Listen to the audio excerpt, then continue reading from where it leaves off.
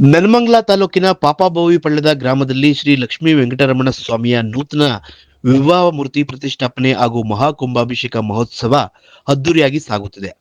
Trust ಅಧ್ಯಕ್ಷರಾದ ಮಾರುತಿ ಅವರ ಹಸ್ತಕ್ಷೇಪದಲ್ಲಿ ಮತ್ತು ಊರಿನ ಗ್ರಾಮಸ್ಥರ ಸಹಕಾರದೊಂದಿಗೆ ಈ ಕಾರ್ಯಕ್ರಮ ಅದ್ದೂರಿಯಾಗಿ ಸಾಗುತ್ತಿದ್ದು ಭಾನುವಾರ ಕೊನೆಗೊಳ್ಳಲಿದೆ. ಇಂದು ನಡೆದಂತಹ ಕಾರ್ಯಕ್ರಮದಲ್ಲಿ ಪರಮಪೂಜ್ಯ ಶ್ರೀ ಶ್ರೀ ಹಿಮ್ಮಡಿ ಸಿದ್ದರಾಮೇಶ್ವರ ಮಹಾಸ್ವಾಮೀಜಿಗಳು ಆಗಮಿಸಿ ಕಾರ್ಯಕ್ರಮದಲ್ಲಿ ದಿವ್ಯ ಸಾನ್ನಿಧ್ಯ ವಹಿಸಿದರು. ಬಂದಂತಹ ಭಕ್ತರು ಧಾರ್ಮಿಕ ವಿಧಾನದೊಂದಿಗೆ ನಡೆದಂತಹ ಕಾರ್ಯಕ್ರಮದಲ್ಲಿ ಪಾಲ್ಗೊಂಡು ಭಗವಂತನ ದರ್ಶನ ಪಡೆದು ಹಾಗೂ ಸ್ವಾಮೀಜಿಗಳ ಹಿತವಚನ ಮತ್ತು ಆಶೀರ್ವಾದ ಪಡೆದುಕೊಳ್ಳುವುದರ ಮೂಲಕ ಕಾರ್ಯಕ್ರಮದಲ್ಲಿ ಮುಂದಾಗಿದ್ದಾರೆ.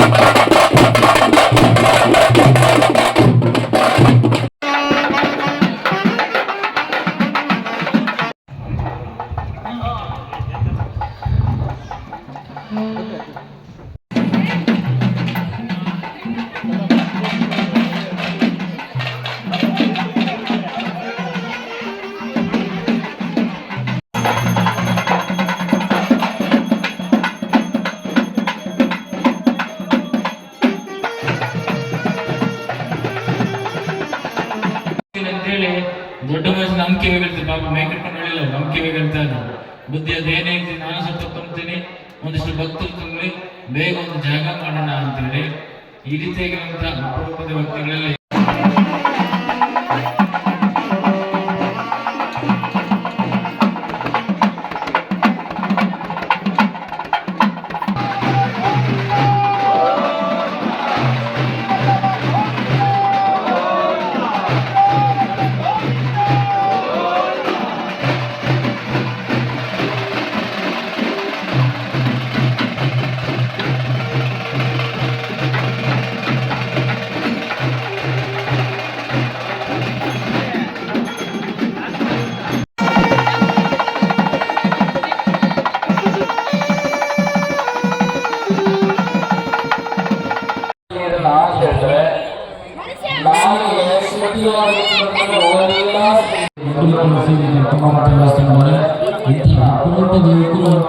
ಏನು ಕೆಲಸ ಮಾಡ್ತಾರೆ ಅಂದ್ರೆ ಅದು ಸಮಾಜಕ್ಕೋಸ್ಕರ ಮತ್ತು ಇವುಗಳು ಏನಾಗ್ಬಿಟ್ಟಿದೆ ಅಂತಂದ್ರೆ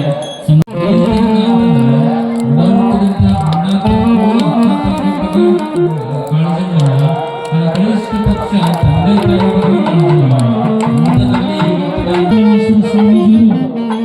ದೇಹಕ್ಕೂ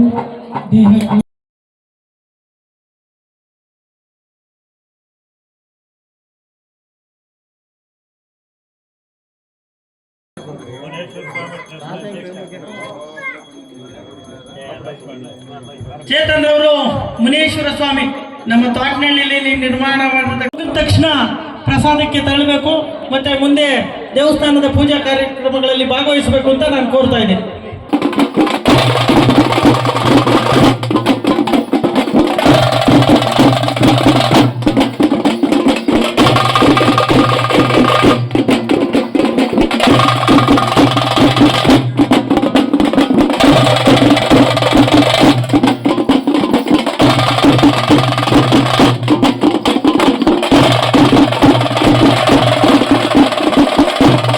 ಇನ್ನು ಈ ಕಾರ್ಯಕ್ರಮಕ್ಕೆ ಹಲವಾರು ಗಣ್ಯರು ಭಾಗವಹಿಸಿದಂತೆ ಯೋಜನಾ ಪ್ರಾಧಿಕಾರದ ಅಧ್ಯಕ್ಷರಾದ ಎಂಕೆ ನಾಗರಾಜು, ಡಾಕ್ಟರ್ ಚೌಡಯ್ಯ, ಸಂಘದ ಸದಸ್ಯರಾದ ಚೇತನ್, ರವಿಕುಮಾರ್, ನಟರಾಜು, ಅನಂತ್, ರಾಜಣ್ಣ ಮತ್ತಿತರರು ಈ ಸಂದರ್ಭದಲ್ಲಿ ಹಾಜರಿದ್ದರು. ಎಲ್ಲರ ಜೊತೆಯಲ್ಲಿ ಶರಣರಾಗಿ ಬದುಕ್ತಾರೆ. ಬಹಳ ಪ್ರಭಾವಿ ವ್ಯಕ್ತಿಗಳು, ಬಹಳ ಸರಳವಾಗಿರ್ತಾರೆ ಅಂತೇಳಿ ಇಂಥ ವ್ಯಕ್ತಿಗಳೇ ನಮ್ಮ ಯುವಕರಿಗೆ ಆದರ್ಶ ಆಗುವಂತರು. ಅಂತರು ವೇದಿಕೆ ಮೇಲೆ ಇರುವಂಥದ್ದು ಬಹಳ ಅಭಿಮಾನದ ಸಂಗತಿ. ನಮ್ಮ ಚೌಡಯ್ಯನವರು ಅವರ ರಷ್ಯಕ್ಕೆ ಬಂದಿದ್ರು, ತುಂಬಿದ ತುಳುಕಲ್ಲ ಅಂತ ಸುಮ್ಮನೆ ಕೂತಿದ್ರು.